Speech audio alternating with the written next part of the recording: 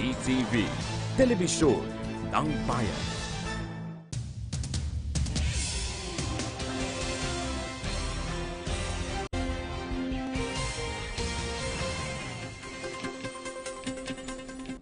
Magandang umaga, nagbabalik ang PTV Newsbreak. Naniniwala ang PNP Anti-Illegal Drugs Group na sinasadyang isabotahe ng mga kaaway ni Pangulong Rodrigo Duterte ang kampanya ng pamahalaan laban sa illegal na droga.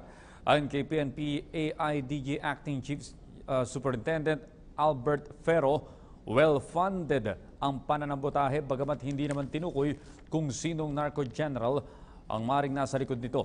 Kung maaalala, nahuli ang umano'y pulis kalawag ng kanilang hanay sa katauhan ni SPO3 Ricky Santa Isabel. Ginagawaan niya nila ang lahat para walang makapasok na agent ng AIDG na sangkot sa illegal na aktibidad tulad ng kidnap for ransom. Una rito, mismong si PNP Chief Director General Ronald Bato de la Rosa ang nagsabi na isa sa 5 narco-general ang padrino ni Santa Isabel. 3 sa 5 narco-general na pinangalanan ni Pangulong Duterte ay nasa serbisyo pa hanggang ngayon habang ang 2 ay retirado na. Sa iba pang balita, 7 katao na ang nasawi sa matinding pagbaha sa malaking bahagi ng lalawigan ng Zamboanga del Norte dahil sa malakas na buhos ng ulan na nagsimula noong Lunes sa malaking bahagi ng Mindanao. Base sa ulat ng Police Regional Office 9, ang mga cadaver ng mga biktima ay narecover simula pa kahapon kung saan 4 dito ay pawang mga bata.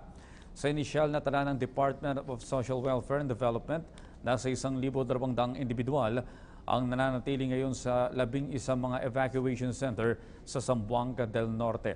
Sa ngayon ay nagtutulungan ang mga otoridad kasama ang mga residente sa clearing operation sa mga lugar na sinaranta ng matinding baha.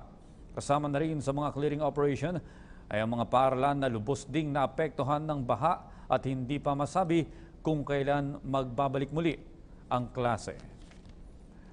At yan po naman ang aming mga nakalap na balita at impormasyon para sa PTV Newsbreak. Ako po si Audrey Goriseta.